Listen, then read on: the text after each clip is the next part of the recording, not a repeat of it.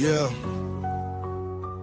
Welcome to the open book, where truth don't hide, stories ride, and every chapter got that power. Turn the page, now you stepping in, where real ones talk and the fake pretend. From viral heat to deep convo, we write the truth, let the whole world know. This ain't just a channel, it's a movement. The open book, every story, every voice. Good afternoon. Good afternoon. Welcome to the open book. This is your host, Lakeisha. I hope everyone is having a merry Monday. Look, I usually say marvelous Monday. I'm like, it's not quite Christmas, but we can still use merry, okay? Welcome, welcome, welcome. Make sure y'all hit that like button. Let everyone know that we are live, okay? Let me see who we have here so far. Welcome, Shelly. Hey, sis. Thank you so much for joining and for being first in the building. I appreciate that, sis. Hey, my girl V said, I'm at work in the bushes. Love you, showing some love. I love you, V. Thank you so much. And thank you for hitting that like button, sis. Hi, Trina Brown. Welcome. She says she's also watching from the bushes. Okay. Thank y'all so much.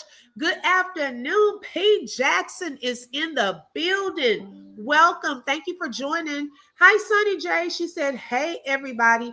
I saw Louisiana and I'm interested. I'm born and raised and unfortunately still in New Orleans. Okay. Hey, nothing wrong with that. Y'all know I've been to New Orleans for a couple of, probably about 3-4 times. And y'all, what's the place called, Sonny? Is it Cafe? Wait, what is it called? Cafe de Mondo? What is it called? I think it's Cafe. Look at my girl, Dreamy Girl here. She probably can correct me. Is it Cafe de Mondo? Hey, humble girl, thank you for joining. She said she's checking in from her cubicle.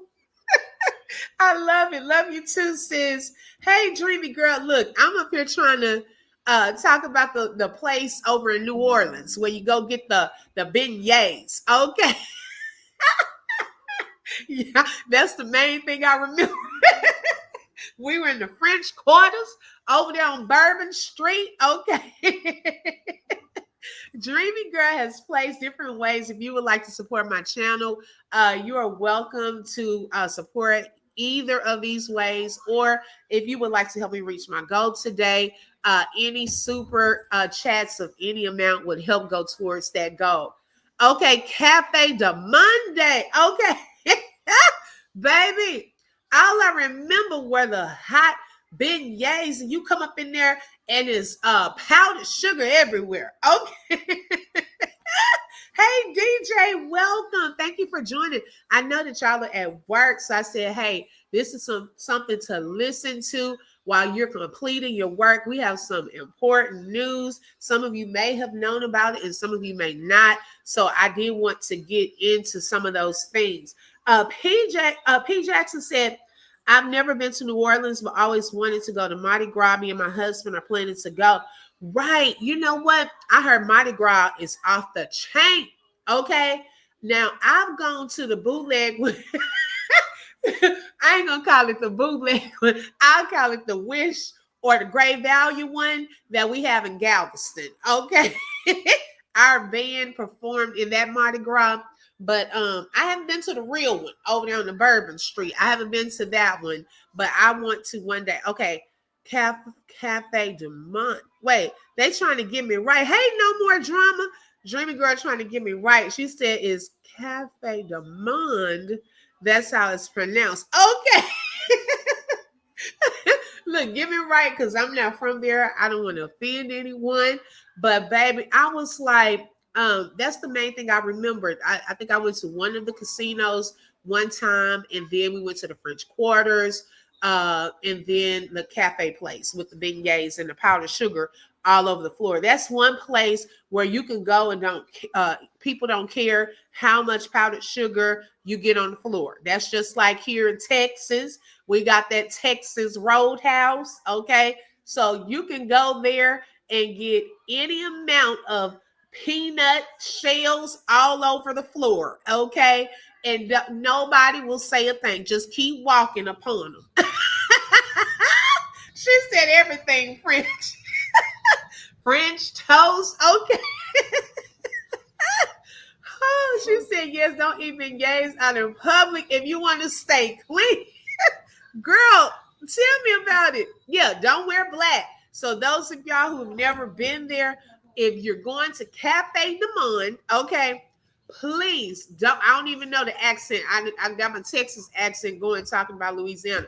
Do not wear black. Okay, don't wear your good shoes. Okay, if you're going to that cafe and they are fresh and warm. Okay, so that's all I can remember when I went to that cafe. I said it's nice and warm. They're delicious.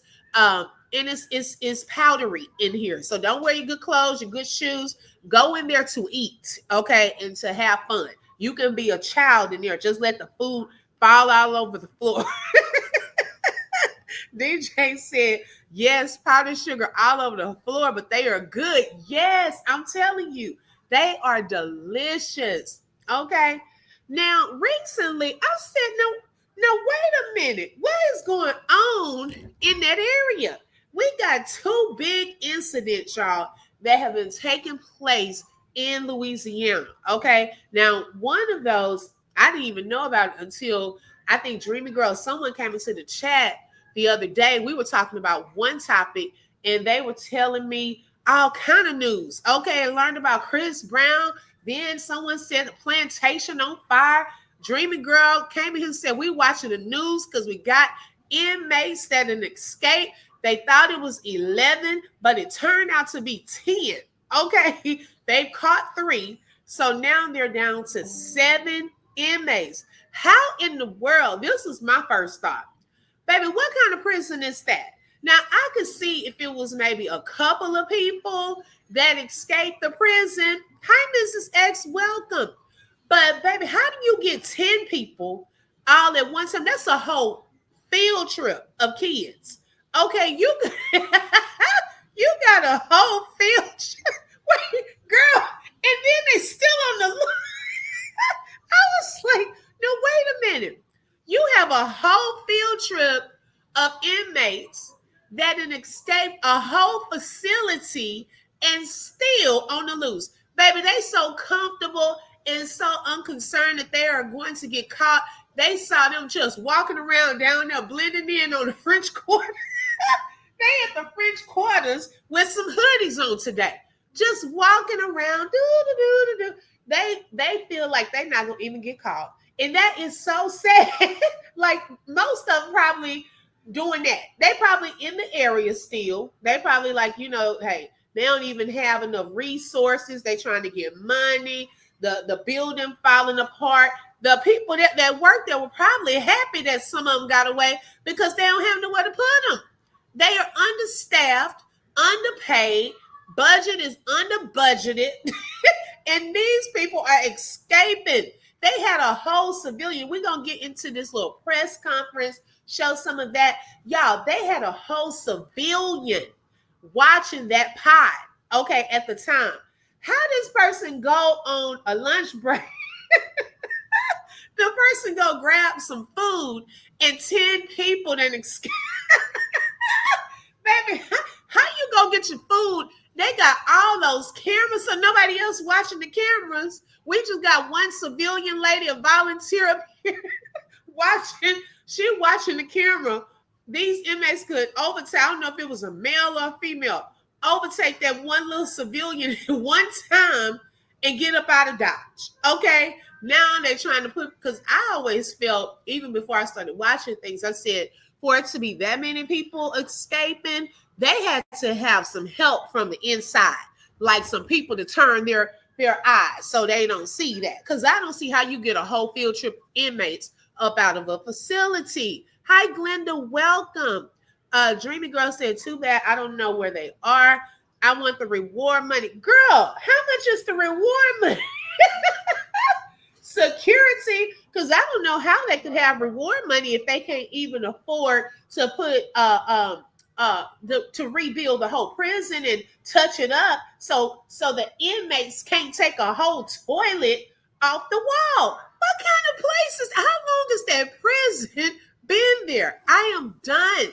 Okay, when I looked at this press conference and they had y'all, they had one of the reporters there. And baby, I was with the reporter. At first, I was getting frustrated with him because he was getting on my nerves because he was seeming like he was being rude. But some of the questions and things that he was asking, I said, "Oh my gosh, he's bringing up some valid points. Like, what is y'all's plan? I don't even think they have a plan, y'all." Okay, hey, Cancer 66, she said, "I wish I would have taken a vacation day today because these YouTube streets are on fire." You know what? I went to work this morning, so I don't even know what's going on. I just decided this was something I wanted to cover this weekend, but I had talked about some other things, so I knew that this was on my agenda today, so I don't even know what else. I'm going to have to catch up myself. Okay, it's crazy. Okay, Dreamy Girl says she inspect the gadget. How Yolanda? She said it's 20,000. Now wait a minute, baby. It's about to be summer break. Child, let me tell my husband. Okay, we about to head to the French Quarter. Let me get the kid. Babe, we got a chance to get 20,000. They said the reward to finding some of those inmates, $20,000. They found a couple of them walking down at the French Quarters. We might need to head on down there so we can get us some reward money. And it's a newer prison and they can tear off the whole toilet.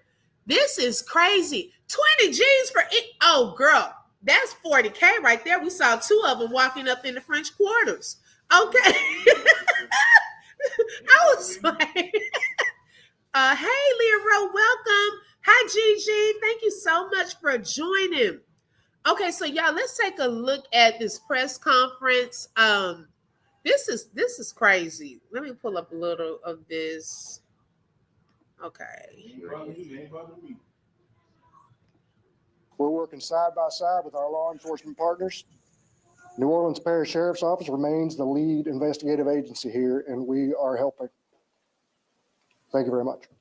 Right, Jimmy Girl, but hold on, I'm going to pause it right quick. I want to say something to that. You know why that wouldn't be a red flag? Because we have, I know here in Texas, now I can't speak for Louisiana, but I know here that wouldn't be a red flag. We have kids walking in 104-degree weather in hoodies, okay? So to me, that wouldn't be a red flag. It happens on the norm here. And then they want to take blankets when it's winter. Is there any indication that friends or family on the outside were aware in advance or communicating about these plans? Oh, and we're not going to get into the details of the investigation, Major Phipps, but we're looking at all angles. What does it say? And I mean this respectfully, but you said, and I'm going to quote you here, that you observed those guys running out at 1 o'clock in the morning. What does it say for jailhouse safety and security when you see a jailbreak like that, but you fail to notify anyone, NOPD, the public, anyone? We didn't say that. What did you say then? Yeah. We observed on the video later this morning. We had to pull that He video said you back. observed at 1 a.m. So let's be clear. I said what we observed on the video through the investigation. So yes, when they looked at the video this morning after the staff realized they were gone, my investigators found that at 1 a.m. that's what happened. So no one was watching live video all night at the jail. I won't say no one was watching live video. Then how did nobody see them there are leaving over the jail? 900 cameras. How did nobody see them leaving the There are jail? over 900 cameras. I in know. this It's just, facility. how did no one see a massive jailbreak? We're the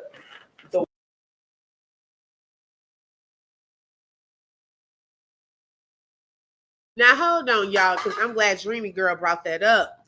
Now, this sheriff here, or the chief, she is up for re-election, okay? Now, she's thinking it's a setup, but baby, this setup here, this looks comical if this was a setup like that, because it's no way. Hey, Shelly Shields, hey, sis, it's no way that y'all let a whole field trip of inmates get out. And it looks even more suspect too if y'all had a civilian watching that particular pod. Okay. And they're going to go into a little of that.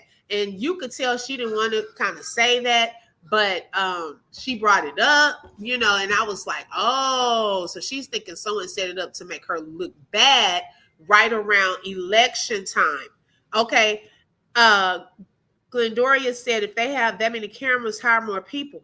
Oh, Glendoria, they're going to get into the budget. They don't have enough money.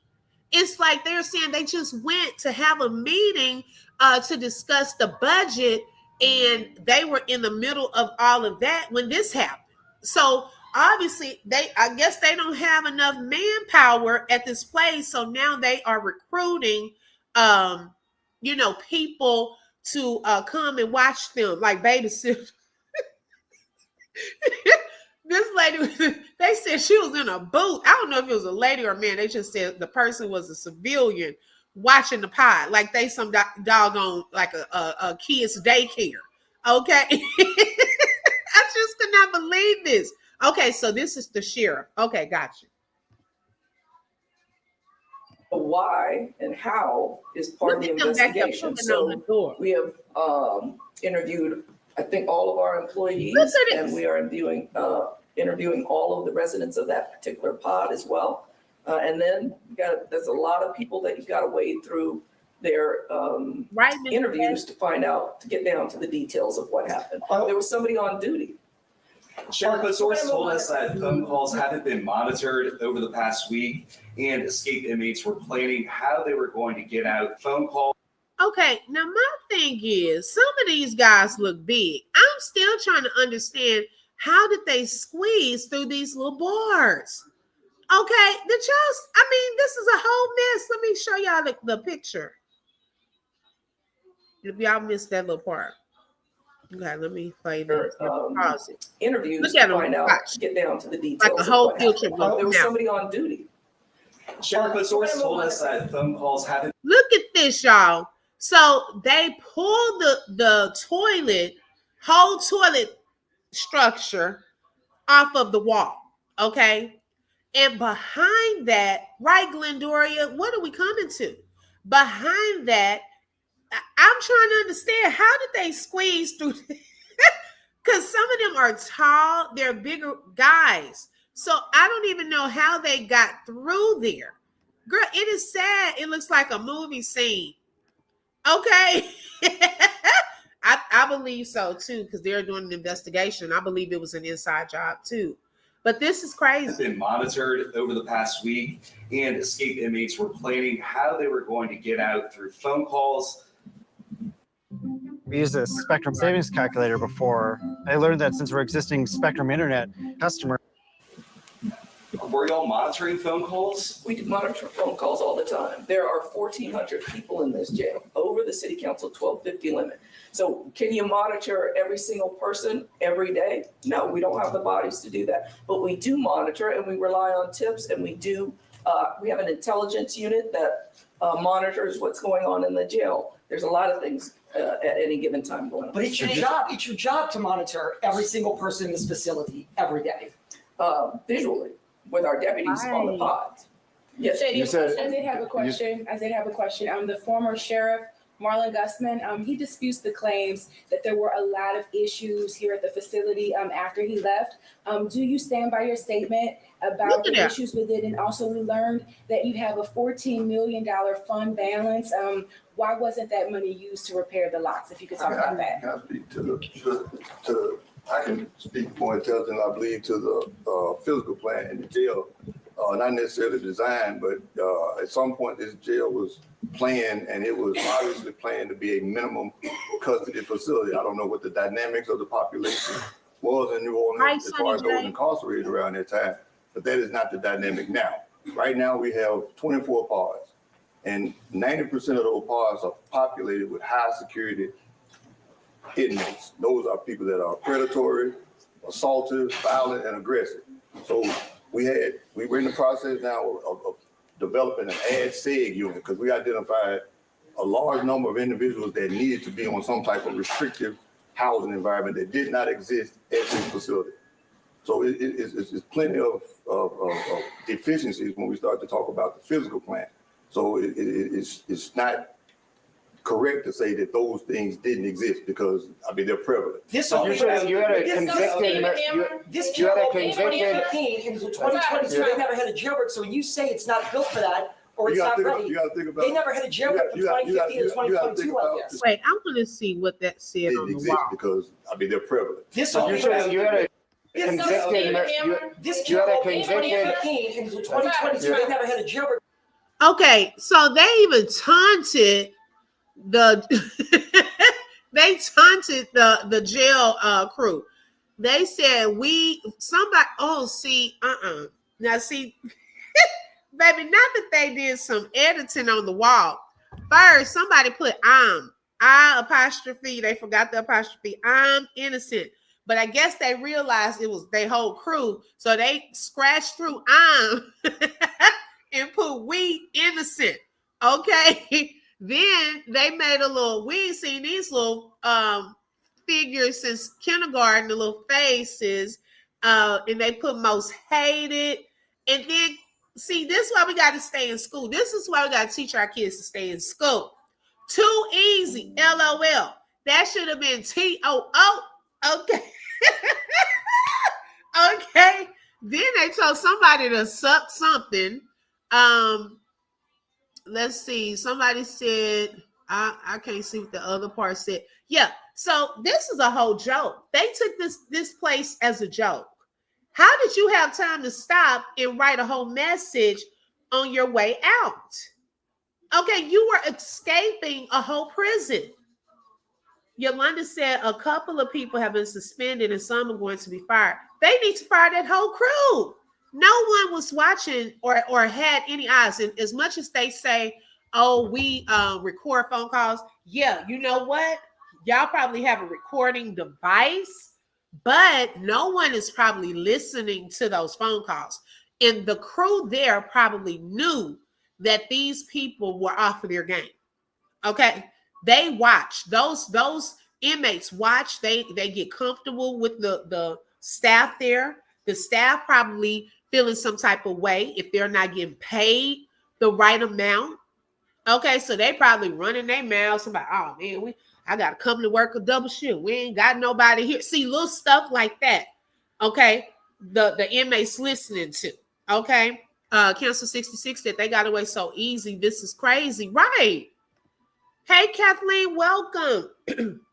Yeah, I agree. That is crazy. And then they stopped and wrote a message. So when you say it's not built for that or it's not ready, you got to think about. They never had a jailbreak from 2015 to 2022 like this. The sheriff says it all the time. He talks about the 83% recidivism rate. So you got people in and out of here all the time. So they've been here and but you just said this is a minimum security. No, I said it's a minimum security facility. I said it was built, had to be built for a minimum. So they had maximum security inmates in here from 2015 to 2022. You start talking about locks. I don't know of a max security inmate. Right now they have an objective classification system in place. I don't know if that was in place to identify properly if there were max security. It may have been everybody clumped together. We know now, based on our objective criteria, that we do have people that are classified at a higher security level than what this particular facility was built for. Yeah, Chief. Talking about maintenance and service contracts at this time in place. Is there maintenance and service contracts in place? We're talking about failures within the pod. You had a convicted murderer.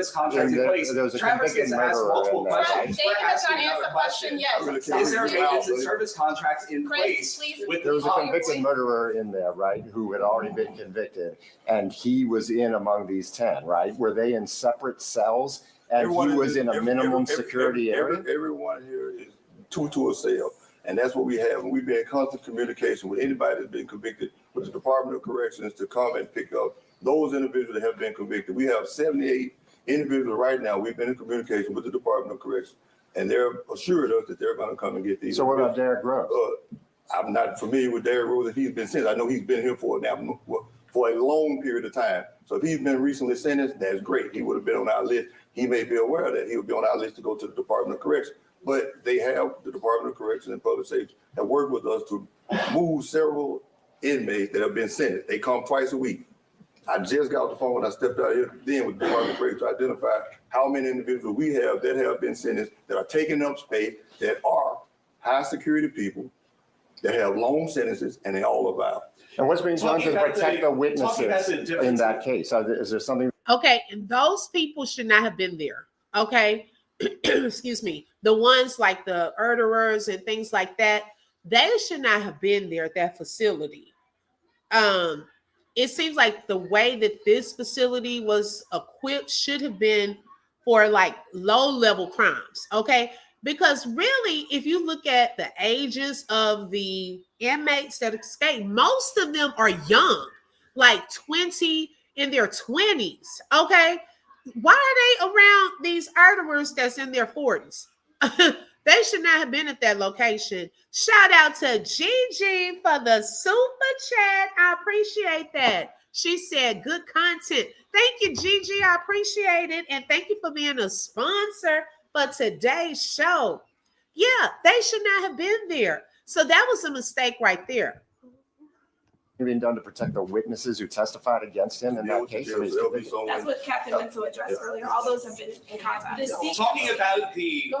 Talking about the pods and the deteriorating conditions, is there a maintenance and service contract in place to make repairs? And we're also hearing that critical cameras were down for weeks. We have, this is our CFO, Bianca Brown, to talk more about that. Hi, so I'm Bianca Brown. So based upon the question that you asked earlier about the fund balance related to the 2023 audit, I'll give you the breakdown of that. 4.2 million was related to accounts payable. 9.5 million was related to FEMA restricted cash for capital projects only.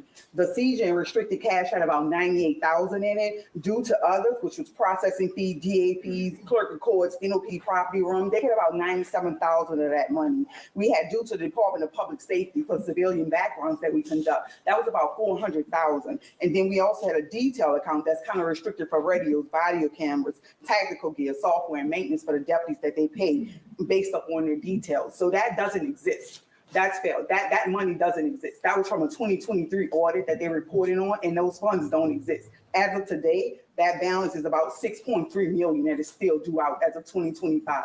And I know that you. So if we could answer my question, we asked a question, nobody answered. What is your Once again, we asked multiple times, is there a maintenance and service contract in place to take care of the deteriorating conditions within the pods and within the jail? We're also hearing that there's critical cameras that are not working. So right now, we can't afford a maintenance service contract. We have maintenance staff that are on board that do the day-to-day. But right now, our current budget sits at about 68 million. 41.1 million comes from the city, 13 million comes from the millage, and about 10.1 million a quarter is given to us. Right now, our payroll is about 9.6. Our food expenses is 780,000 a quarter. Wow. That eats up the money. We don't have the funding available to have a full maintenance contract. Now, why is food so expensive? I thought prison food was nasty. Okay, they give you what they can give you. Why is the food up there? See, the stuff gonna start coming out when baby, she probably in the Rebecca, are you in the wrong chat? She probably typing into two different chats. But stuff is going to come out if there is. I don't know if I'm not saying that it is, but if funds are being misappropriated to different places to gather or garner, I should say, more money, that will come out. Okay. Because come on now, y'all spending that much on food. Yeah, she came up there with an attitude. She was ready to go back and forth. Yes.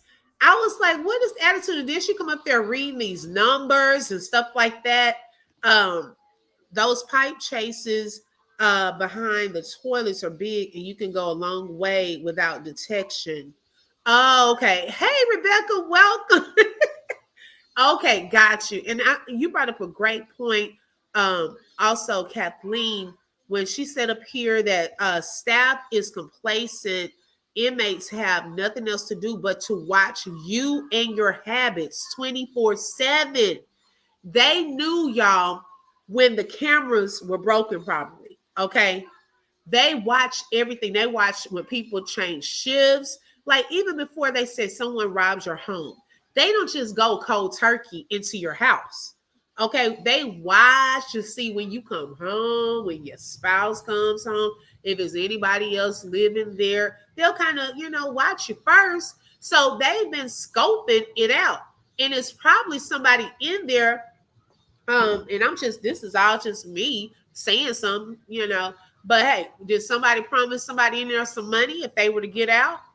Okay, who knows? Because I doubt if they probably are recording the calls, but if they're going into these calls saying, okay, let me listen to, if they don't have enough staff there, how would they have time to do that part? Okay, so that's something really to think about. Okay, so Kathleen is retired from corrections. Okay, got you. Yeah, I agree with what you're saying. To do. We've explained this on multiple occasions. Just on Monday, we went to the City Planning Commission and we reported this out. We asked for the money to secure this. So the funding is not available to do what needs to be done. So if your conditions are not appropriate enough to handle violent offenders like the ones that escaped today, have you all considered potentially shipping them elsewhere? We can't. Also, just let him answer this question before you. Your budget is bigger than Marlon Gusman's was. Do you all realize that? The Vice Sheriff had a smaller budget than you have. The budget was bigger, but guess what? Things are being deprived. So what you're seeing is a result of what's happening now. Broken doors. You got facilities, the wear and tear. All of that is occurring now due to that budget. This size facility, they should have a $150 million budget easily. The budget that we have, it doesn't support what we need. I've laid out the numbers. You see, it's critical. I want to, if I could, speak to the what you said. So, do y'all think it's a matter of the budget that this prison facility should have more funds? Okay, hi Brittany, welcome. Or should it be that maybe they're getting the funds and the funds are being misallocated to different places? And they're not spending it on the proper things, okay? Like getting things fixed, getting more staff, because that's a lot of money for food. In my opinion, that's a whole lot of money. Let's see. Dreamy Girl said the last sheriff is denying that, called them liars. See, now it's a he said, she said, I'm going to blame you type of thing. Yeah, maintenance on old facilities is hard to keep up with. Right. Brittany, this is in Louisiana where they had 10 inmates escape at one time. They've captured 3 of those. So there are 7 still on the run. I heard that it's $20,000 an inmate if you have information. If you have any information, they need to show some receipts, right? Because them up here putting some numbers out there and stuff like that, they're going to back all of that up. Okay, hi, I need my hair did. She said the funds are being stolen. Girl, I haven't even gotten just deep into it, but the stuff that I'm hearing making me wonder. Okay, where is the money? What y'all really doing with the money? Why would they be able to keep the prison open if they don't have the funding? They should have closed it down. Exactly. Okay, now come on, especially if it's safety concerns. That should be at the top of the list. This is the whole prison.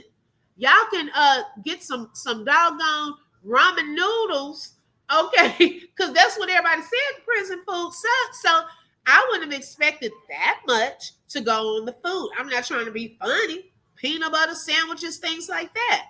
That's not $700-some million. You want to make sure it's secure, that you have enough people in place to do what needs to be done to take care of that prison. Them funds are definitely not going where needed. Exactly. I'm telling you, food services are by bids. Through the contracts that they get through vendors, right? That's crazy. The inmates, girl, they took off like it's a whole field trip. 10 of them. They possibly had someone to help them escape, right? That's what we're thinking. And hopefully it'll come out, but will it? You know what I'm saying? Will it? If they are not having enough right now to do certain things, who's doing the investigation? Those people use their money for their own personal use. Okay. Hey, that's just our opinions. I'm just saying, it just looks suspect. Explored shipping, outboarding individuals. Yes, we have. We've sent out numerous individuals, high security people, to various places. Department of Corrections and Public Safety has helped us with that. We've sent people to Plaquemine. We've sent people to Catahoula. We've sent people to Madison. Wow, we've sent people to Angola. 30%, almost 40% of those individuals we seeing get remanded back for various reasons. So that takes up space. And the ones we sent to Callahoola, this is important, the ones we sent to Madison and the ones we sent to Plaquemine, all of these are parole violators. So these people are convicted felons that committed a crime here in New Orleans as either a pass-through, having fun, or whatever they were doing, and they ended up in the jail. This is it. And look, circling back. Y'all know what that made me think about when he said that. You know, in school, you have a behavior student, and you like, hey, go sit in such and such classroom. I need a break. Go over there because you doing the wrong thing. Blah blah blah blah blah. They over there, then they start messing with their classroom environment, other students causing a distraction. And next thing you know, 10, 15 minutes later, here they come. She said, I got to come back over here. That's what it seemed like. They're trying to ship people off, the inmates off to other locations, but they're sending them back. Like, how does that work? I'm not understanding that part. No, keep them there. They're supposed to be there for a reason. Doing to capture these violent offenders? What do you mean? What is the sheriff's office doing right now to capture these violent offenders? The sheriff's office is working along with the 200 partner officers that I mentioned earlier and actually capture these individuals. We're providing critical intel. So we are combing through those phone calls and other messages you mentioned earlier to identify who they communicated with, where they could potentially be. So along with our partners, we are visiting those locations in search of those individuals. Are those video calls on those iPads recorded as well? Video calls on iPads? I can't answer whether those are recorded. I know the phone calls are recorded. I don't want to say yes or no. Here's a question. Specifically, Derek Rose, what are y'all doing to capture him? Just said yes, He's convicted of murder. All right, you have one more question. Okay, go ahead. So you haven't had one. If you only list your vacation home on Airbnb, you might get someone looking for a little studio. But if you The surveillance that we saw that they were wearing their orange jumpsuits, but you said when they got into the neighborhood, they shed their clothes. Was someone there waiting to give them a change of clothes? Did they have clothes as contraband underneath their jumpsuits? So right now we can't say we haven't seen all the video to say that from the neighborhood on whether they had additional clothing, but what we knew is they shed some of their orange. And a CMT is a civilian position, right? Should maximum security inmates be watched by a civilian CMT? And if you could talk a little bit more, I know you said that they were on a break. Could you give us some more specifics on that? Sure. So yes, the CMT is a corrections monitoring technician. She is a civilian. She sits in a pod module and observes the pod. That is primarily when we do not have the physical deputy staff to sit on the pod. We have a vacancy rate like every other correctional agency in the country. Every corrections has a 55% vacancy rate across this country. Wow. Like us, we are underfunded, understaffed, underpaid. So we do our best to hire staff and retain them, but like everyone else, we're short. So yes, this civilian was assigned to the pod module to observe the pod. When she stepped away to grab food, that is when they began their attempts to escape. By the time she returned, they were already into the cell or gone. So she did not even know that they had made good on their escape or made an attempt to escape. How long was Sheriff, do you want to speak to the people? I think everybody's live in here. Do you want to say you're sorry to the people of New Orleans for having this happen? I mean, we've heard from you several times today, but do you want to offer any kind of contrition or apology to people for something like this happening? Well, first we have to find out exactly what happened and how they got out. We think this was intentional. There is much more than meets the eye in this investigation. And why did it happen just right now, right? In the middle as we're getting ready to start this sheriff's race. This is very suspicious. We know that they had help. We're showing you they had help. This was coordinated. There's much more than meets the eye. When I have enough information, I'll be glad to talk to the community about my issues or what I need, anything I may need to apologize.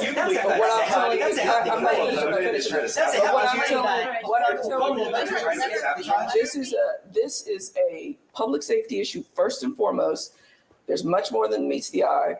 We are digging and we are not going to stop. Are you suggesting that your opponents are orchestrating this from behind the scenes? What is OPSO doing tonight to make sure that this facility is safe? You heard what she's insinuating is they know that it is pretty much probably like an inside job, but she's hinting at the fact that she's up for re-election that her opponent in their camp may have set this up.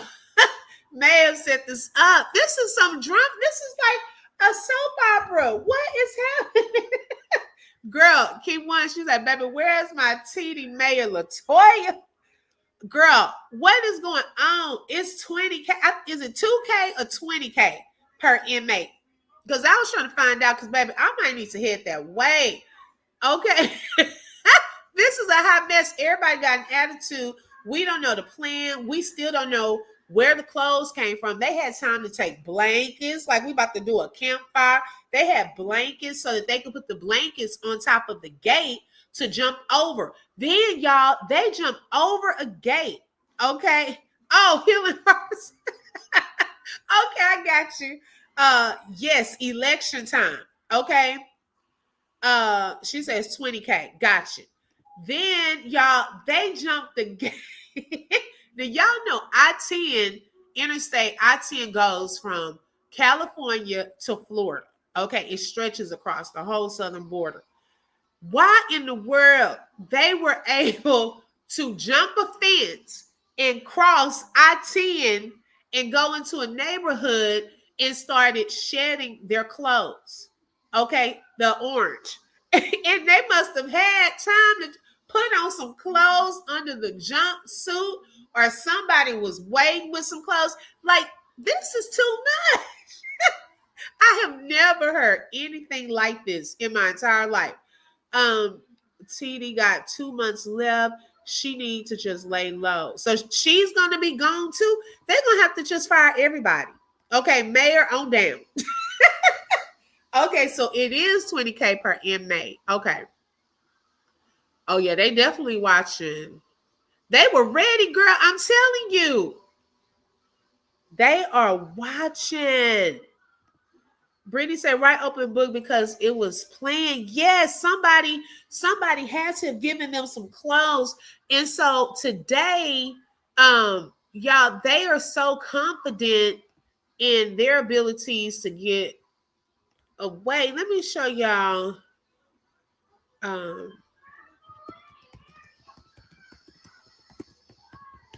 Okay, let me pull up. Let me show y'all this little, just in case y'all are in the area or nearby, just be on the lookout. Okay, let me pull this up. This was footage 21 hours ago in the French Quarters.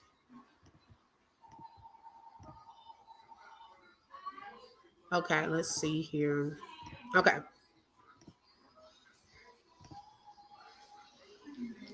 So they've seen, I think, possibly two of them. They just walking down the street. They got the hooded on, little jeans. He trying to cover his face. He must know it's some type of camera right there. So notice how he put his head down. See, they not dumb now. It seems like they kind of done peeked the place to know where some cameras are. Okay. I don't think they too dumb now. Somebody that wrote that 2 with the 1 O, hey, he might need a little intervention. But yeah, I don't know. You know, we're gonna see. But they couldn't even. They said that they had FBI there that was going to help them, but they didn't have like a specific plan in finding these other 7. Okay, so I don't know. By the time they find them, they're gonna be in another state. The longer they are out on the loose, the further that they can get. Okay. Listen, they're about to be wanted for years. Okay. Girl, them people don't have enough manpower. If they let them escape like that, then they don't have enough to get them, you know, a lot of people out there own it like that. The mayor's term will be up. They got the mayor term up. The sheriff's term is up. NOLA been getting dragged by their scalps since January the 1st. Ooh, woo. You know, those inmates can sweet talk an officer. It happens. Yeah. And that lady was a civilian. She wasn't even one of the jail staff. And when she went to heat up her food, it's not funny. I want to know if she is on it too. When she went to heat up her food, they done went through the door, pulling on the door. and then took a whole toilet off the wall to escape, and then 10 of them just on a field trip. Okay, running loose, jumping fences, hopping through the freeway, crossing through the freeway, going through the neighborhood. Now they hanging out at Cafe de Monde, where I want to be, getting some of those good beignets, just walking around, chilling. Nobody out there. They got a camera. You got more people on the cameras in the French quarters by Cafe de Monde than you got over here in the prison. Okay, they need to. I'm sorry. They need to hire some of those people and put them over there in the prison so they can keep a better watch. Maybe this will not happen. Okay, I'm just done. How does this happen? Okay, no cameras. They have cameras. Some of the cameras broken. Like, this is so bootleg. Healing Hearts. I wish it was. I'm hoping we're being punked, but something tells me they are serious. Okay, now we don't know where all the money is going, but hey, okay, I just know that much money is not going on food. It cannot be. Okay, they better not come to Dallas, girl. You know that's the next place they're headed is to either Houston or the DFW area. And if I see one, I tell my husband, I'm calling from the car. We're not going to approach. I need to make sure I get a good look, put it in my phone. If I see them walking around, we're going to call from the car, be like, look, where I get my money at now first? Are y'all sending it to my account? How we getting it? Okay, I need to know that part. Then once we do the little transfer, look, y'all need to come over here to 40 and 3rd. Okay, they over here, sitting down over here, and we'll wait. Make sure y'all come get them, but don't let them know who told you. I just need to make sure I'm getting my 20K. Okay, per person. And most of them gonna travel probably in twos. Okay, anyways, they probably not gonna be out here by themselves. Right up in book, they aren't dumb. Someone will recognize them. Let's see how they will last on the run. Yep. That's true. And they could be getting help because if those phone calls were not really being monitored, who's to say what kind of plans they made outside? Okay, that someone could be helping them with money, letting them hide out. They don't know. Now they're going to have to spend time going through phone calls to see if it was anything like that said. Okay. She would be the first I side eye. She probably told them, I'm going to lunch now. Probably so. Yes, because it's funny how all of a sudden when she went to get her lunch, that's when they got up. Right. That civilian probably wasn't certified or carried a state license. Probably not. Okay. I'm telling you, Healing Hearts. Oh my goodness. That's how it's happening in my mind. Okay. She should not have been there. Exactly. Got this lady in here. If those, y'all, really, I once heard that in a prison, at any moment, and I forgot where I heard this. They said that in any moment, if prison inmates wanted to, they could overtake the officers in that facility because it's more of them than it is of the officers, and so of course the officers carry, pow-pows or whatever, but if they really, really wanted to, they could overtake. So now you got this little lady sitting in her booth watching these big guys, okay, fast guys, been like she's like a little kitten in a den of wolves. And then they like, well, shoot, she going to get a little lunch. Now, this is how I wonder if she was in on it. How long does it take you to heat your food up in the microwave? Okay. What were you cooking? That these guys had enough time to pull on the door, gather their whole group of field trip goers, get them together, go into the little bathroom, little cell, pull the toilet structure off the wall, and all of them climbing through there. How long did you heat your food up? Okay, so that makes me wonder too. Girl, they probably are in Dallas by now. And some of them are from Florida, probably done hopped on the train. So they headed back to Florida. It's crazy. This is real sad and embarrassing. It's very embarrassing. I'm not gonna lie. Because they really, and then had time to write on the wall a message. So they weren't in a big hurry. They didn't plan this out good enough. Why would they be walking around in French Quarter? Well, hey, I guess they say we'll be hidden in plain sight. Okay. We might be for real. Nola's so small. I'm telling you, girl, if y'all see one, hey, split it with me. Healing Heart said this story for some reason reminds me of the Shawshank Redemption. I just don't know why. You know what? I don't think I've seen that whole movie either. I think I've seen bits and pieces. We had something very similar here in the UK. Oh, wow. Dreamy Girl said, right. Did she not check when she got back? This is crazy. Exactly, girl. What did she cook? You act like you cooking the whole Thanksgiving meal. For them to be able to do all of that, and you said you were heating up your food, that's why they know it's some inside help. That doesn't even sound right. They wouldn't have been able to do all of that in such a short amount of time. Then they counted, yes, girl, that's embarrassing. Then they counted a man who never escaped. His sister was upset about it.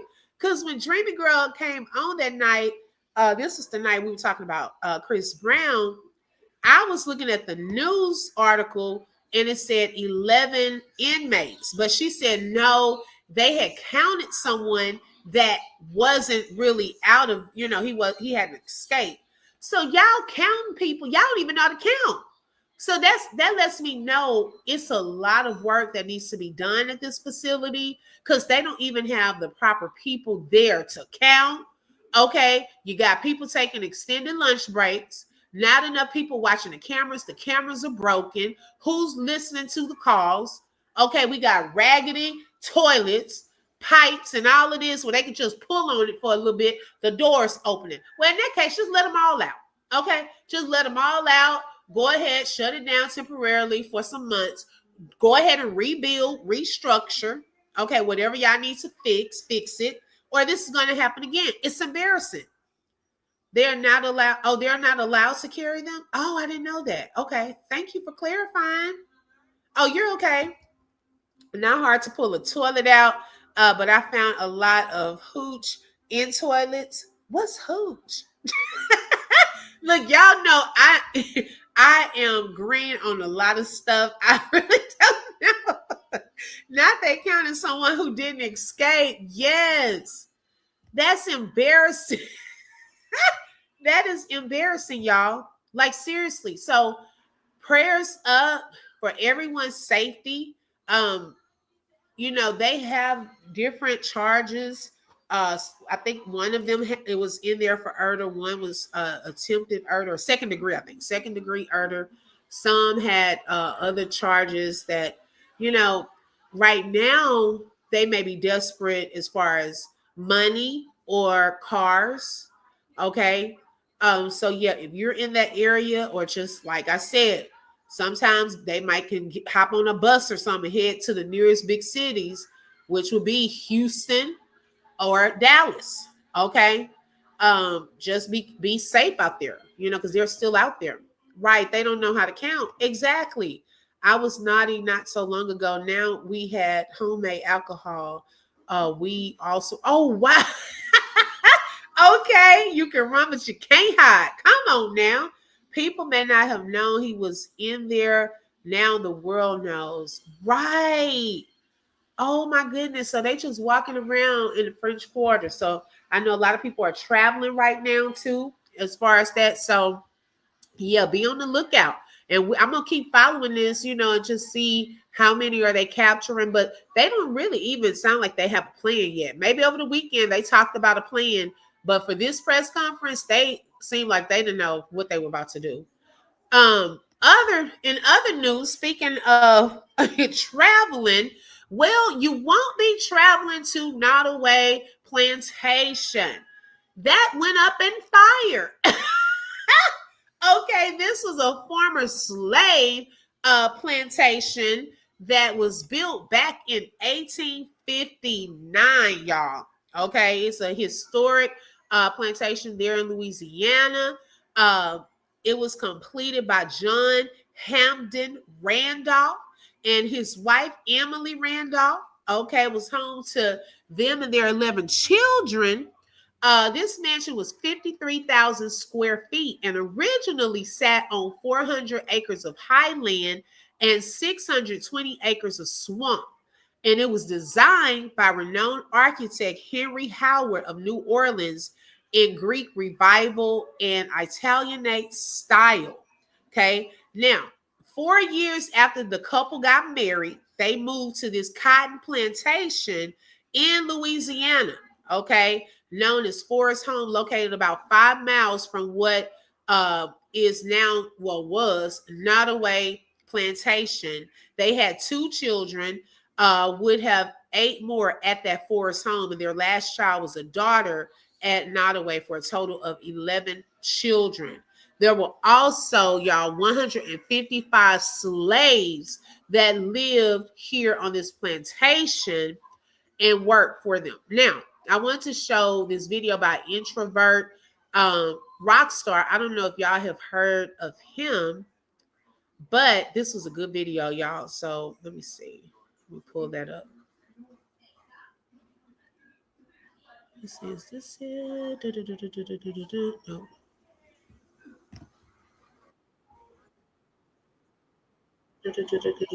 Okay, when I did that.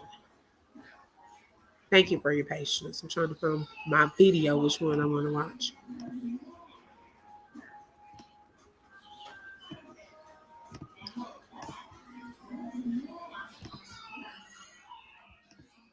I have to sit up for this because if it wasn't evident before, it should be evident now. The ancestors is pissed off, and Nottoway Plantation in Iberville Parish in Louisiana. Perfect example, baby. That place is burnt to a crisp. Y'all keep having all these weddings at plantations like it's cute. That's weird. You're literally having a wedding where someone owned slaves. You clearly don't understand the history behind these plantations, or devil's advocate here, you do understand the history behind these plantations and you just don't give. Like, you really are getting married on the same grounds where people swung from trees. Baby, that plantation burned to a crisp. To a motherfucking crisp. Do you hear me? Y'all need to stop playing with these ancestors. I said it, and I said it again. The karma that this country is about to get, unprecedented. Unfucking precedented. There's nothing that you could tell me to make me believe the ancestors ain't let that motherfucker burn to the ground. Do you hear me? And I have to keep it 100. He is crunk, y'all. Okay, now before we get I told Virgil, my husband, I told him, I said, baby, Juneteenth will look a little different this year, okay? Because a lot of these different events will have some significance. I don't know if y'all remember when I can't even remember which festival it was or where it was, but all I remember is a cap going up into the air and all hell broke loose. Chairs went to swinging, people falling over the boats into the water. Like, we're starting to see that it's a different time, okay? That things are changing more and more. And so a lot of people were wondering, all on Facebook and different social media about what was the significance behind this white plantation looking house. Okay. We're going to go into a little of that because then I think some people will have a better understanding of why this was huge and for the Black community, as far as why people were like, okay, just let it burn down because of what it represented, the things that took place there. Key One said last year was the brawl and this year is the plant. That's what I'm talking about. I can't remember what that brawl was, but that was last year. Okay. Hey, Jay, welcome. Thank you for joining. Okay, John Grissom, The Hanging Tree is a really good book. Okay, see, I haven't read that one. Wow. Please go follow this account on TikTok because she's speaking the truth. But before I go off in this video, shout out to all my Black people that live in Louisiana, that's from Louisiana. Shout out to all the non-racist people that live in Louisiana, that's from Louisiana. But to the rest of you, if you don't like Black people, don't like Black issues, if you don't like Black talks, get the stepping. And it's starting to seem like the tables are slowly turning. For example, we got the Carmelo Anthony case in Texas. Then we got the Rodney Hinton case in Ohio. I can go on and on. Now we have the Nottoway Plantation that was built in 1859 in Louisiana, completely gone. And I'm happy about that shit. And I have to keep it 100 with y'all. Those racist people in Louisiana are so mad right now because they are obsessed with slavery. They love it. You got people saying they need to start a GoFundMe. They're going to start a GoFundMe to rebuild that plantation. You got people saying that history was lost. Make that make sense. But that's why I love Facebook, because on Facebook, sometimes you get people that say what needs to be said. Check this out. Charlotte Gillis said, people complaining about history loss, but I just went to their website for this resort, aka Plantation, and not a single mention of slavery is anywhere on their page. The tour just glosses over the fact that almost 200 people were enslaved there in 42 tiny cabins, and no mention about how sugar plantations were the most deadly for slaves, and this was the biggest one in the area. Go complain about lost history elsewhere. This place's history was disgusting, and for it to be a wedding venue is even more gross. Make that make sense. And shout out to her. But these people had the audacity to turn a plantation to a resort and thought they can live happily ever after. You big dummy. But this the cold part. You had one dude say in his 34 years of living, he never saw a fire that intense. Don't take my word for it. Run the tape. Good evening, friends. Thanks for joining us here at 10. I'm Elizabeth Vowell. The plantation, of course, has a complex history. So as you can imagine, its destruction today has stoked a range of emotions tonight. Still, it's a popular tourist spot for Iberville Parish, hosting events throughout the year. Perry Robinson has been out there all afternoon. He's joining us live. And Perry, you basically watched this all come crumbling down tonight. That's right, Liz. We originally got out here around 3 p.m. this afternoon, and we were actually here to witness the exact moment that the roof actually caved in out here at this building. So let me step out of the shot so that you can see exactly what it looks like. Again, crews are continuously still trying to put water out on this building. Again, what you said earlier, the destruction of this building has brought out a lot of mixed reactions from people here in White Castle. As the sun set, dozens of people stood still as a massive fire consumed the historic Nottoway Plantation. I'm like, okay, maybe a little fire. Nothing, I didn't expect this. According to the parish president, the fire broke out around 2 p.m. in the south wing of the building. Some staff members stated that they had gone into the museum on the second floor and there was smoke. They went in and exited the museum, and at that time, when they returned, the whole room was in flames. Now, that was a little suspect to me. Okay. I don't know why that little part stood out to me.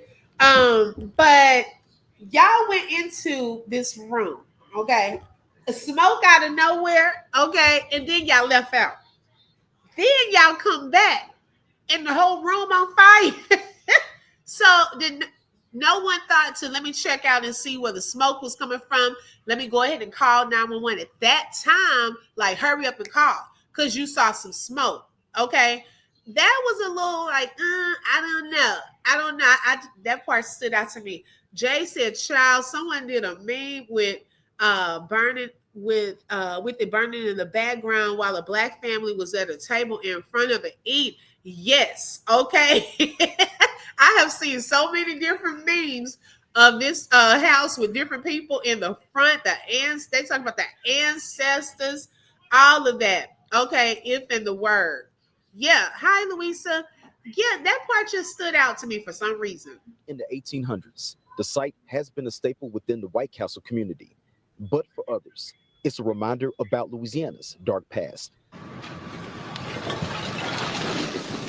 Like many plantation sites today, Nottoway was a draw for tourists and events.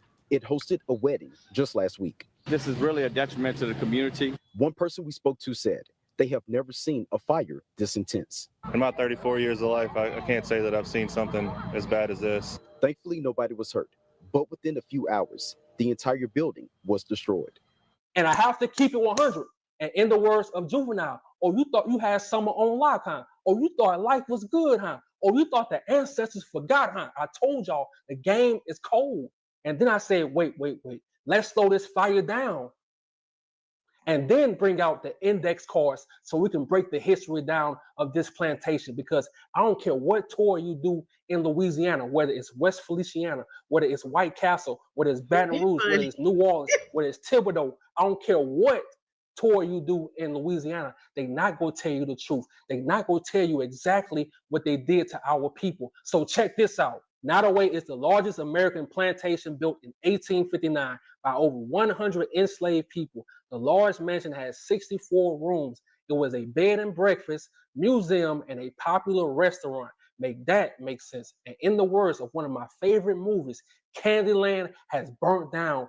These people was running multiple businesses on a plantation, a museum, a bed and breakfast, and giving tours. And they thought it would last forever. But there's more.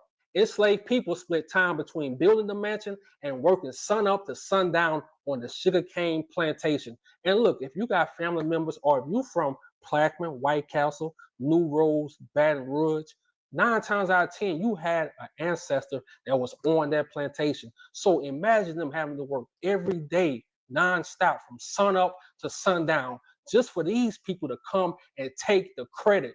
And they thought it would last forever. Now look at them. But there's more. The tour talks about 40 rooms named after the plantation family. There are no details about the 155 enslaved people at Nottoway Plantation. And this is why they tell everybody to move on. Slavery is over. Meanwhile, they getting.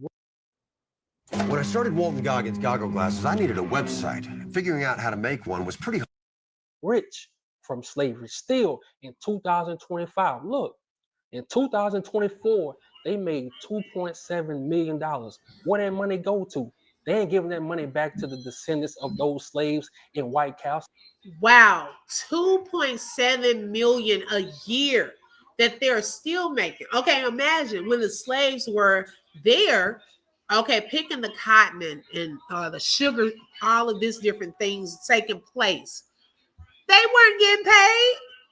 Okay, so now this building that housed 155 slaves, y'all. And we can only imagine, and we're going to take a look at a short video of some things that did take place after this little part on that plantation. They are bringing in revenue, millions of dollars. And he made a very good point. Why aren't they making donations to descendants of slavery? How about we put some of that money into the reparations that I thought we were supposed to be getting? Okay, where's all of that money going? That's a lot of money annually. And imagine how long they've been getting that much money. Thank you, Bramalena. I appreciate that. Yeah.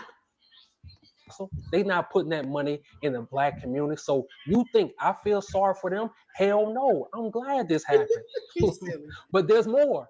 The famous White Ballroom is a popular place for Southern charm weddings and family celebrations. Make that make sense.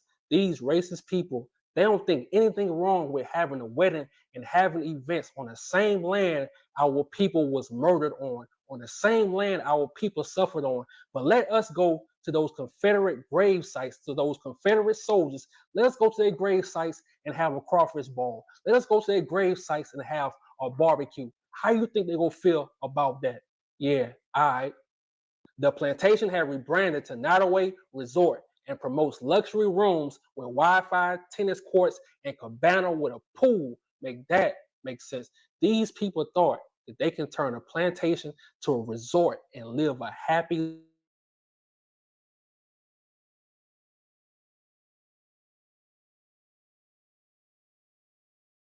takes 70 years, but they never forget. I told y'all the game is cold. And to everybody, to all you racist people that benefited from that plantation, It's gonna be a long summer. You ain't making no money.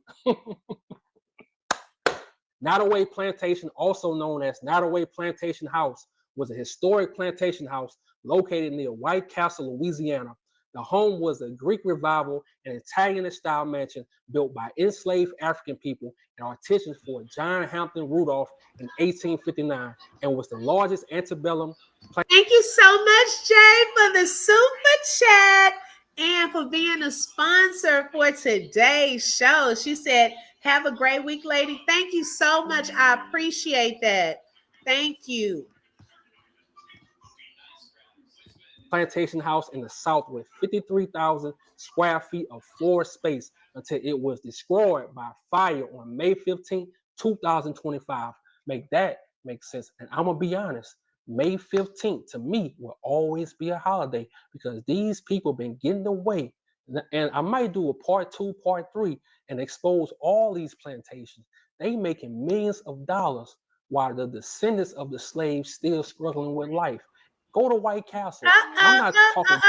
We're going to pause for a second to shout out Brahma Lena for the super chat. She said prayer for justice and prayer for reparations. Racism must end.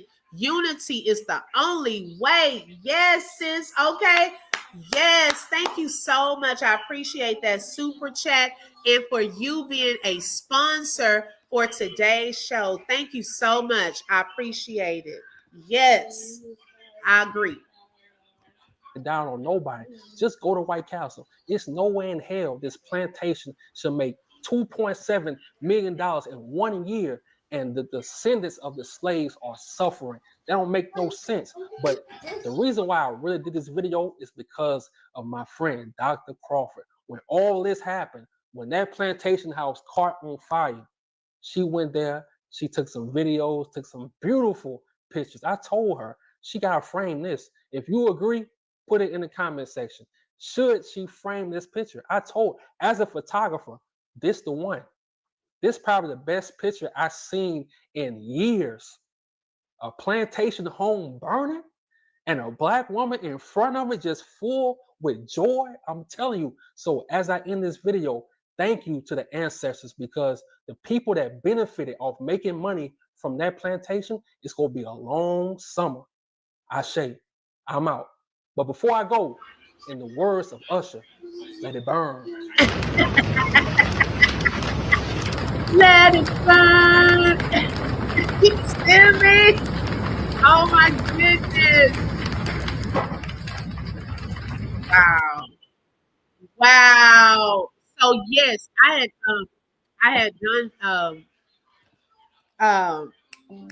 a video yesterday, and it was a little short about it too. So I said I'm gonna have to share my short. I got chills too, Bramalena. I got to share my short. Now I said to my husband, now they know I don't cuss, but at the end it had the MF word, but it was part of the song. I said, well, should I? I don't know if I need to. Nah. Oh my goodness. Let's see, 8:30. Hold on, what's today? May 19th. I just got an email. I'm gonna have to see what that is. Let's see. I don't know how my mouse forwarded to the beginning of the video. Sorry, y'all. I'm responding to things y'all discussed in the beginning. Okay, that's okay, Jay. That's okay. And that happened to me too one time. So then, y'all, my interest was piqued a little more. Like this really, really interested me. And I was like, what is the significance of this house? Why did they why was it there? Like, why are a lot of people rejoicing? And yes, we know it was a slave plantation, but I wanted to get a little deeper into it because it was one of the largest ones, y'all, and that was left. Okay. And so I wanted to get a little into this. So bear with me. Those of you who love this type of thing, hang in there with me because this interests me. I really wanted to know. And the title was even why they keep the history of Nottoway Plantation hidden. And that piqued my interest even more. What really, really took place here on this plantation? Let's get into it. Louisiana's fame Norway Plantation, reducing one of the largest, most opulent antebellum mansions to ashes. Yet behind its striking columns and its polished chandeliers and its lavish rooms lay a unsettling truth, a history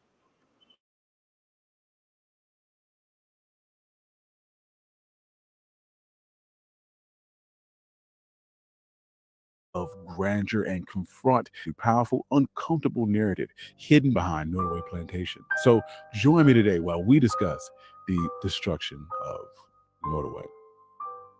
And if you like stories like this, you can find more stories like this at onemichistory.com. If you like audio only episodes, you can find my podcast wherever you get your podcast. But without further ado, let's get started. To understand the dark history of the Norway Plantation, it requires stepping back to the antebellum era, stretching from the War of 1812 until the onset of the Civil War in 1861. During these decades, Southern agriculture experienced an explosion of growth driven by global demand for cash crops like cotton, tobacco, rice, and especially sugar. Southern plantations swiftly embraced these lucrative commodities. These were too weirdly shaped or odd to make the cut in a regular pack of bacon, but amassing tremendous fortunes that generated tremendous political and social influence. Sugar emerged as a particularly profitable, and Louisiana was perfectly suited for sugarcane's finicky cultivation. Rapidly, it became America's sugar bowl, hinting at the sweetness but also masking the undeniable human suffering. Growing and harvesting sugar demanded punishing labor year-round, infamous for its harsh intensity, unyielding workdays, and dangerous conditions. Unlike cotton plantations, which offered a short period of relative downtime, sugar plantations required constant, grueling labor. The planters oversaw enslaved African Americans as essential machines rather than human beings, systematically forcing their bodies and spirits beyond endurance to maximize profits. On sugar plantations, enslaved black men and women rose at dawn, harvesting in the blistering heat with machete-like tools designed to slice through tough sugar stalks loaded into carts. The stalks were then rushed over to sugar mills where enslaved laborers operated dangerous machinery designed to press the juice from the harvested crops. The boiling cauldrons, powerful presses, and the constant threat of horrific burns, injuries, and even death. Such awful conditions. Okay, now I'm seeing something in the chat right quick. I'm gonna pause because Jessica's like the second person that brought this up. Y'all tell me more about that because that's what I'm saying, Keywan. Like I'm hearing about this, but now y'all piquing my interest about that as well. What happened with this Annabelle doll? Because the only thing I know about is the show or the movie. I mean, Annabelle. Now I haven't seen it. But somebody put in the comments to let me know what do y'all mean about this Annabelle doll. I'm curious because look at here. Okay. Now y'all are seeing an association with this doll showing up. And now we got prison breaks, plantations burning. Oh, and y'all also, I told my husband he hasn't seen the movie. How many of y'all have seen the movie Tales from the Hood? Okay, I know it's older, but Tales from the Hood. And I wish I could get away with playing just that particular tale on here, but I'm pretty sure they may not let me do it. Thank you, Louisa.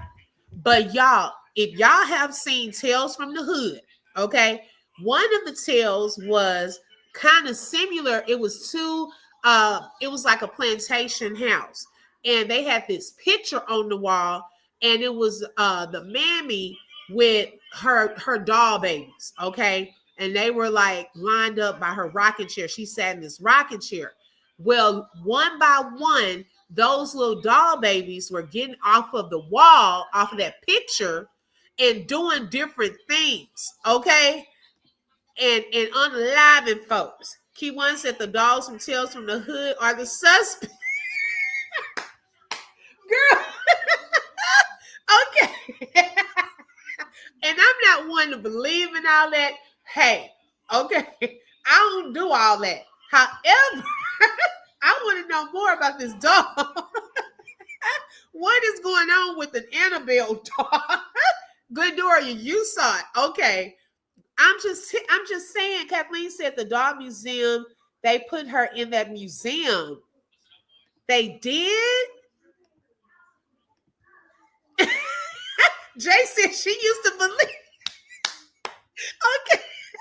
Revelina says she's in the house alone right now. I'm sorry. I'm quit talking about it. But it just made me think about that. And that was just a random thought when I heard about this plantation ending up catching on fire. Now y'all talking about Annabelle doll. Let me look into that. Meant that life expectancy for enslaved individuals on sugar plantations was significantly lower than on farms cultivating other less taxing crops. An awful calculation that planters simply accepted, believing that Black human life was disposable in the pursuit of profits. Within this brutal economic system stood the Nottoway Plantation. Positioned proudly on the banks of the Mississippi River, it was established in 1859 by John Hampton Randolph, a Virginia planter who migrated southward to exploit Louisiana's sugar boom. Nottoway quickly became emblematic of Southern wealth and power. Randolph understood the lucrative possibilities sugar cultivation offered. In the ambitious and unrelenting pursuit of wealth, he eventually controlled over 6,200 acres of fertile land, with 1,200 of those acres being exclusively dedicated to sugar production. To maximize his profits, Randolph held at his height 155 enslaved African Americans forced to work, live, and Yes, die Kathleen. on his plantation. Randolph expressed his wealth boldly, commissioning New Orleans architect Henry Howard to craft a home of unparalleled wealth and size. Built largely from We local got a cypress timber pause for a sourced. shout out. Thank you, Mrs. X, for the super chat. She said prayers for peace and unity. Yes, okay. I echo that. Thank you so much, Mrs. X. I appreciate that. And thank you for being a sponsor for today's show. Oh, I'm so excited. Y'all got me excited. And look, y'all challenging me today because we this is like another live from last night. I like doing research. Okay, so hold up. We're gonna pause for a second because I just found something that I want to show right quick because y'all piqued my interest. So let me pull this one up right quick and let's see what's really going on. Oh my goodness, let me pull this up. Okay, we're gonna come back to our history because I'm like, y'all keep on bringing up this Annabelle doll. Okay, so Jessica said the doll is on display at a museum in New Orleans. The museum is doing a tour through several states, including Texas. Don't bring it here. Don't bring it here. Okay, so let's look at this right quick. It's not that long. This one's only a minute.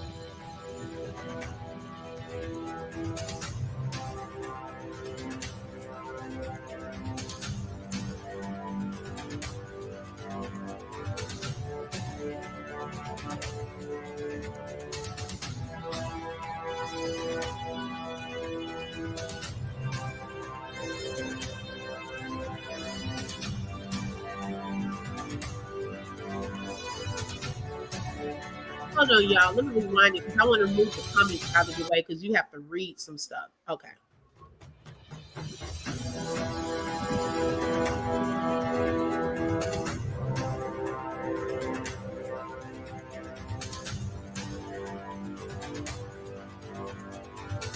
Wait a second. Hold up. Wait a second. Let me pause. The doll was displayed as part of the Devil's Run on the Run tour. What kind of Beyonce and Jay-Z stuff is this? Featuring items from the Warrens Occult Museum. And they going around to different places with this doll? Please don't bring it to Texas. Please don't.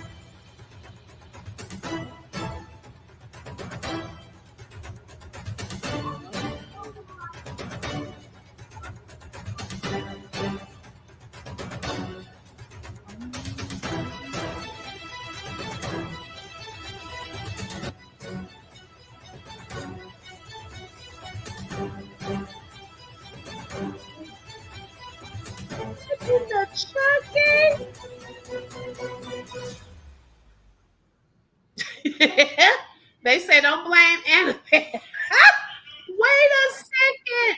What in the Chucky? Oh my goodness. Are y'all serious? I didn't even know about that. Okay. I didn't. So then they even said the Warrens warned against it being moved. And they went ahead and been moving it on the whole tour. Oh my goodness. That is crazy. Yes, thank you, Kathleen. Human horse, thank you. Okay, wait a second. Bathroom break for me. We're gonna see the dog. I'm sorry, y'all. Yeah, we rebuke any baby. The blood of Jesus is over us and this channel. Okay, but that's on YouTube. I wouldn't dare dibble and dabble with any of that. Like that is crazy. Okay, Annabelle's show looked like the Raggedy Ant. Yes, that's what I'm saying. What they say is different from the porcelain one. Oh my God, that is crazy, y'all. Why are they? See, that's some weird stuff. And that these two incidents happened around that time. That's crazy. Okay, well, I'm done with that. For sure. Prepared and painstakingly assembled entirely through enslaved labor, Nordaway Plantation stretched nearly 53,000 square feet with 63 opulent rooms, 156 doors and windows, state-of-the-art gas lighting, advanced indoor plumbing, and 22 towering columns gracefully overlooking the riverbanks. Upon the mansion's completion, Randolph went as far as destroying the architect's original plans, preventing anyone else from recreating Nordaway's splendor. Yet, beyond the marble tile and the intricate embellishment, each breathtaking room stood as a monument to human suffering. Nordaway was not merely a mansion, it was a gleaming monument to Randolph's wealth, built entirely on stolen freedom, relentless suffering, and enslaved labor. Life in Nordaway resembled life at countless plantations across the South, marked by constant physical exhaustion, terrorizing violence, and emotional torment. Randolph's enslaved workers spent their days planting, cultivating, and harvesting sugarcane under the punishing Louisiana sun. Overseers forced an atmosphere of relentless productivity, threatening and inflicting physical punishment through brutal whippings and beatings. Families lived under the ever-present threat of loved ones being torn away, sold off, and separated forever at their master's whim, creating psychological scars and emotional torment through countless generations. Within this stark and humbling slave quarters, life was a testament to resilience amidst brutality. Enslaved black men, women, and children endured unimaginable hardship and humanity systematically stripped away through relentless deprivation and oppressive surveillance embedded into the plantation's architecture itself. Yet, as tensions grew across America, the eruption of the Civil War in 1861 thrust plantations like Nordaway into uncertainty, threatening the very foundations of their existence and the complex systems of forced labor upon which they relied. Battles raged across the country, and freedom became entangled for millions of enslaved people, and the era of relentless oppression began to crumble. By the war's close in 1865, Nordaway's plantation stood remarkably untouched, only bearing minor physical scars of the conflict. Only a stray grape shot lodged into a once pristine column hinted at the turbulent times that the mansion had endured. Yet, beyond this facade of longevity and grandeur, the harsh realities of the post-war South quickly closing in. For planters like John Randolph, they were once powerful and prosperous through enforced and unpaid labor of enslaved African Americans. The war's outcome shattered their economic dominance. Suddenly confronted with the abolition of slavery, Randolph and contemporaries were met with a grim economic reckoning. Thousands of acres of cultivated fields they had relied on for enslaved labor dramatically shrunk, leaving owners burdened with mounting debts and dwindling fortune. Nordway's once thriving estate, spanning thousands of acres, was eventually reduced down to just 800 acres. Yet, across the South, plantation owners grappled desperately with ruin. The Southern economy staggered. Once wealthy planters faced an uncertain future. In response, Southern planters turned to a system that replicated slavery's profitability and control. Sharecropping. Under this seemingly fair arrangement, Black families would rent parcels of land, paying a substantial portion of their harvest as rent. Yet, quickly, sharecropping revealed exploitative heart.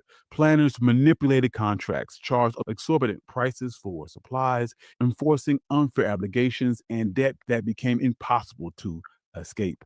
Rather than freedom, sharecropping imposed a cycle of poverty, generational economic entrapment, and exploitation that mirrored slavery in all but the name.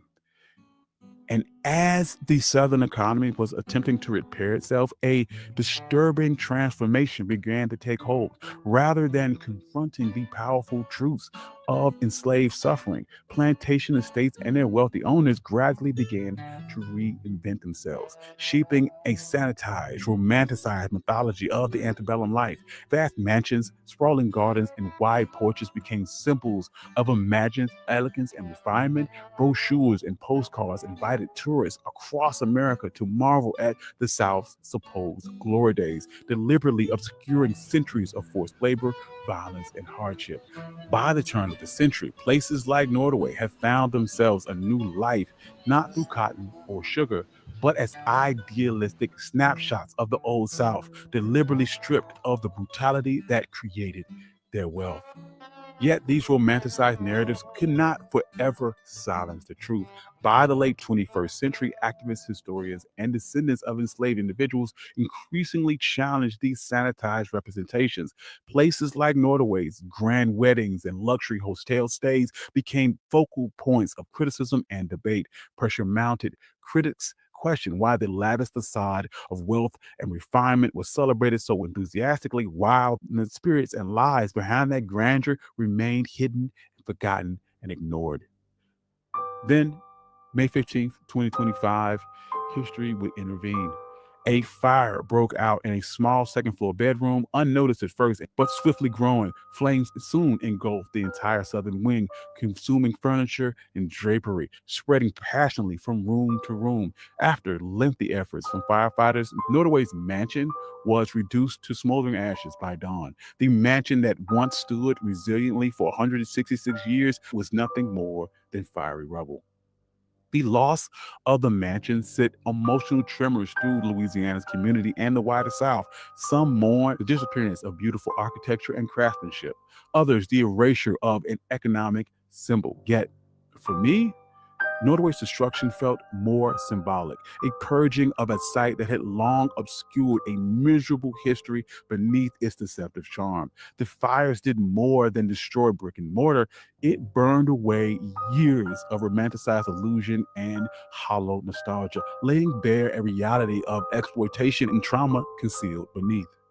Just upriver, a contrasting reality stands in the Whitney Plantation, where the truth of enslavement isn't softened or romanticized. There are no weddings or photo ops. Instead, it presents enslavement in all its honesty and dignity, demanding the respect and reflection that it deserves. In Nordway's fiery loss, we are perhaps given an opportunity to honor the truth, to dismantle long held fantasies, to reshape our collective memory, and to understand the breadth and depth of American slavery, uncovering the authentic narratives long hidden behind idealistic facades.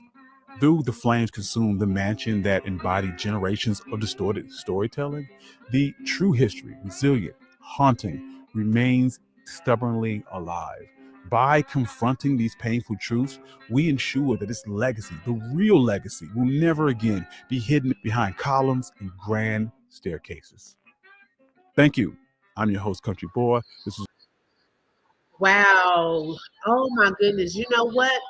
That's one of the differences in the Whitney plantation. In that plantation, is they still show like the truth and honor like the slaves, that were there and how things look. This one, people looked at it like a resort. They up here buying stuff. It didn't turn into a museum. People having weddings there.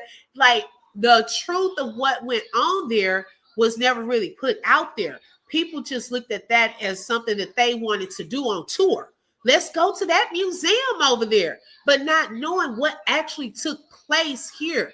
Of course, they probably kind of put, oh, yeah, this was once a place where there was some slavery. Okay, but what really happened there? Okay, that's, I think, why a lot of people were rejoicing that that one was burned down. They were making $2.7 million off of that place a year. Okay, averaging. Yes. Okay, so you heard of the Whitney plantation? Yeah. Like, be honest. And I like also how the other guy, he put y'all doing fireworks, 4th of July celebrations and things like that. What if people went to the Civil War museums and grave sites and did that? Then y'all would think something was wrong. And so it's just being truthful about events. And I see now why some of that is getting lost in, oh my gosh, I cannot believe we would go here. This building was so historical and it's burned down and people are rejoicing. Well, hopefully this video giving a little history of what took place there and what it represented will help with those thoughts as to why people don't want to see that. Okay. It almost goes back to I forgot the little girl that recently lost her life, where they said her dad allegedly took her up in this old building, okay, and unalived her, tortured her. To me, it was like torture. And it was in an old abandoned house. Now, if someone goes by that house and that house is burning, it's not because someone lost the house. It's for the simple fact of what happened there, what it represented, what took place, the nastiness, the R word that took place. And this young lady lost her life. So it's what is represented is why a lot of people are like, okay,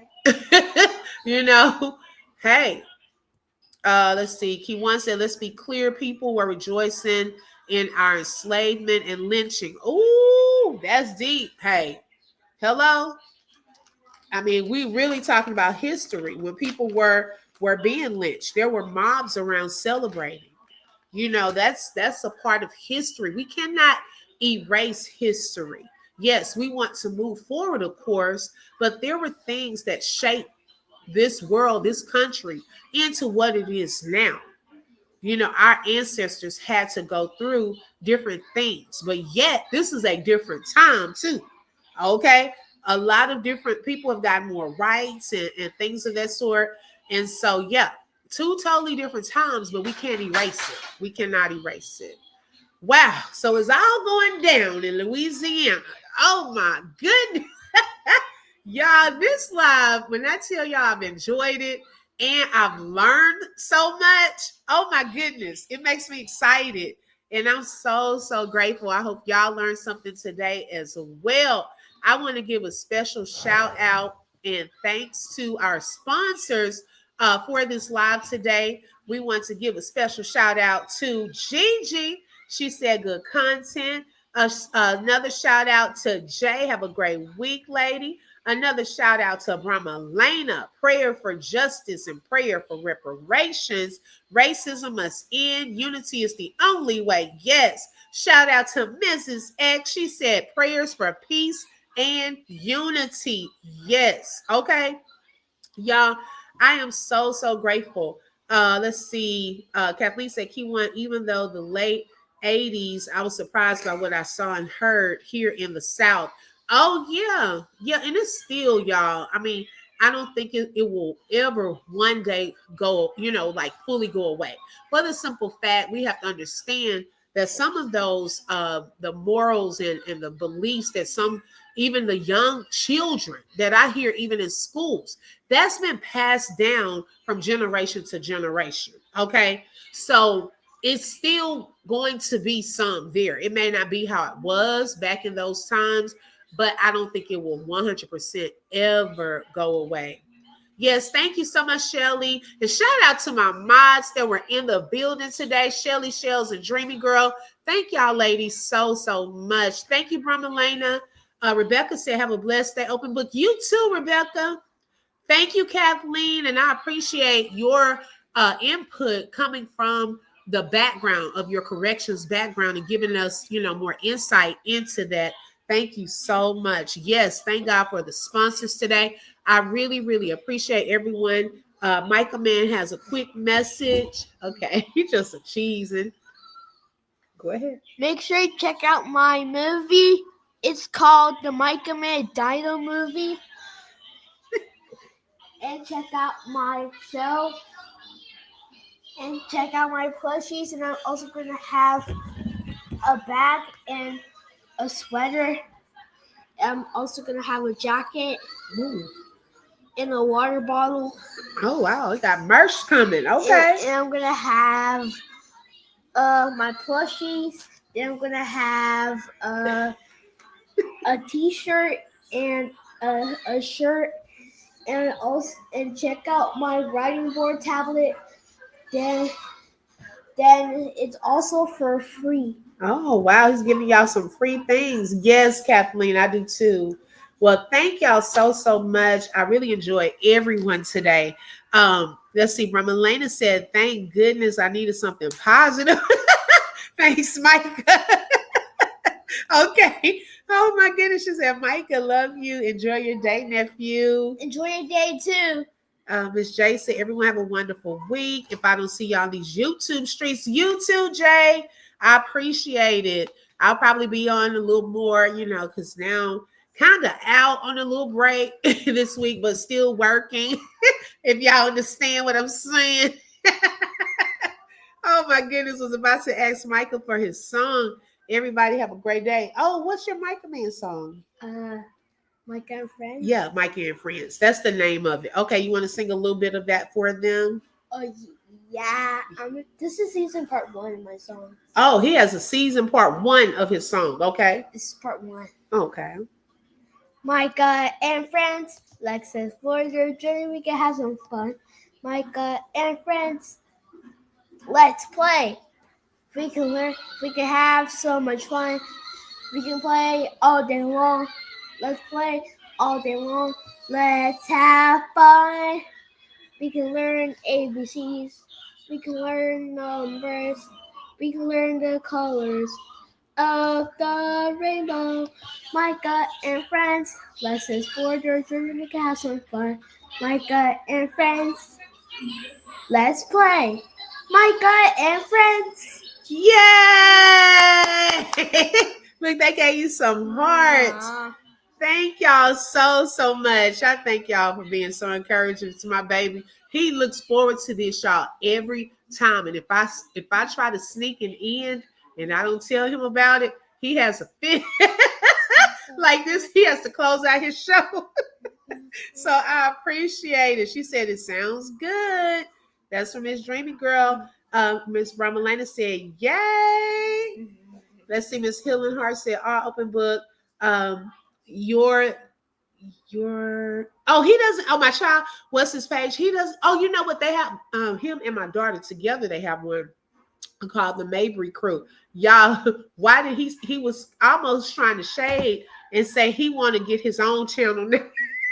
I guess he said he's trying to branch out. Okay. Yes, he has a channel called Mabry Crew. Let me put it in the chat. If y'all want to go over there and look at some of their videos. My baby did his speech, his Easter speech. He got like 1.6K views. I said, okay. Now don't tell your sister because she get a little jealous. Baby, he said he's trying to branch out. He's trying to get his merch. Okay. Book coming, plushies, whole hospital, restaurants, food, and it all. So y'all save y'all money. And I'm also gonna have a church. I'm also going to have a church. Oh, and a church. He said he wanted to build a church, a children's church, where, what did you say it would have? It will have a sanctuary and 100 nursery rooms and an arcade game and a center room. Yes, and he said he would teach. You said you would teach kids how to do what? How to That you were saying you were going to show them how to preach or something.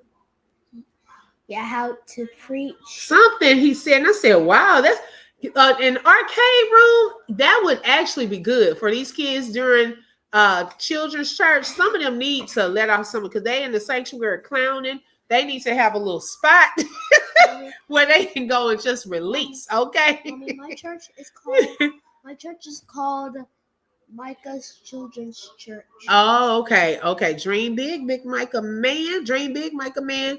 She said, "Come on, DFC younger." Okay, girl, he dreams big. Okay, don't make him cook supper for me. Okay, yeah, don't tell your sister because I'm telling y'all, if she knew that he had that many views, I don't think she was really paying attention to it. She has a fit. She's very competitive, and she already is this. Micah gets this because he's the baby. You know, it's just that type of. Sometimes I just don't want to hear it. So some things, the Easter egg hunt, they both were on it. So good. They both got, I think, 1.5K. So I usually say, look at that one. No, look at the one where you only got 43 views and he got 1.5. We're not gonna go there, okay? I'm trying to look at the ones where it's both of them, okay? Because baby, she is competitive. Oh my goodness. I'm out, gotta push out content. Okay, girl, me too. I am done for it right now. I don't know if I'll be back later. Y'all, I gotta go and check in with the live updates from the trial. It's been getting good. Okay, so make sure y'all are checking that out. I may come back and kind of talk about that. Or I usually like watching Armand Higgins. We were watching some of that in the members only live the other night. Y'all, the way he recaps, it is quite entertaining. And I love it because he's detailed as well. He sits and takes notes while he's in the courtroom. So I may watch his, but if not, I don't know. We'll see how that'll go. If not, I'll just come do my own recap. You're gonna set up your merch. It's called the Open Book merch. Oh, okay. I got to give me some merch. He telling me what I got to do with my channel. I got to get. Oh yeah. Speaking of channels, y'all make sure you subscribe to my other channel if you have not, called She Inspires. Let me put that link into the chat. Y'all be forgetting sometimes, but it's a whole vibe over there as well. Okay, you want to be inspired, okay, encouraged with it's so far, it's a small atmosphere too, where we've been doing different things, y'all, and I'm so blessed and so excited to do this. I think I'm gonna give me some merch for this one. I was thinking about that yesterday, for this channel as well. So let me put that into the chat. If y'all would like to go over there. Mommy. Hold on, Michael. Okay, so I put it into the chat if you have not subscribed. Yes, thank you, Bramalena. I appreciate it. Healing Hearts, thank you so much. So yes, make sure y'all subscribe because some mornings I'm over there we have encouraging words. We play music. We've had poetry. I also streamed the worship experience from yesterday with Pastor John Hanna. I streamed it to the Open Book and She Inspires. So we had some people over there, then we had some people over here. And so we have different content for both of the channels, okay? And so I'm just excited. God is enlarging our territory, and I thank God for what he is about to do. So thank you all so much. I love you all, and I hope that y'all have a blessed day and a blessed week. Bye. Have a blessed day. Healing Hearts said, wait, Open Book, did you see when our Healing Hearts, yeah. We were in the members live. Hold on, let me pause for a second because I got to say this. We were actually in the members live that night because I did a giveaway. And I told them, oh yeah, I was before the giveaway. That's what made me late. I said I was watching Armand. Thank you, Ramalena. Have a blessed day. And we were watching, I think Shelly, were you in there? I think Shelly was in there too. And baby, for one, he only has a shirt on. He'll have some shorts on too and his underwear or something. Because one day he jumped up, he said, oh, I forgot I only had on my boxers. And that night he was demonstrating some. And I said, oh, Lord, please don't forget to put your underwear back on. I was like, what in the world? Because he's dramatic when he's giving the recaps. You know, I look forward to his recaps. Tisa tells I love her as well. Sometimes hers can be all over the place. You know, it's like she is so high energy. It is like, I just want, because I'm a visual person. So while he's telling it, I'm visualizing what's taking place in the courtroom step by step in order. You know, so I follow his better. But baby, he took them draws off. I said, make sure, yeah, he was getting greased. I said, make sure you put your drawers back up. That was hilarious. Okay, so Bramalana's spot. I watch her, you know, from time to time. Yes, she has a lot of energy. Don't do that because I'm looking at certain comments. Yes, she's high energy. Yes. Okay. Yes, dreamy girl. She talks so fast. And you know, she's good at what she does. But some days I just need you to sit and calm down. Give it to us, like lay it out. Oh, and speaking of the trial, y'all, I don't know how true it is, but allegedly Gene Deal may be one of the witnesses. Now, I don't know how true that is, but he was traveling yesterday, and it was someone on his channel that was saying that they were at the courtroom. They had his, I guess, access to log into his channel to talk to his people. So I don't know if he's going to be a surprise witness or what, or if they were just playing, but that's alleged. Hey, Terry, welcome. Some days it's too fast for me, but I applaud her. Okay, Ramalena said, I applaud her passion, girl. Hey, Southern Belle, welcome. I'm just like, Tisa, girl. And then she'll talk on one thing. Then she go all over here talking about something else. Then she done shouted out her supers. Then she done forget. At least with me, I'll go all over the place when I come back. Like today, how y'all took me on that doll, the little doll thing. But guess what? We brought it right on back. Hi, KC. Welcome.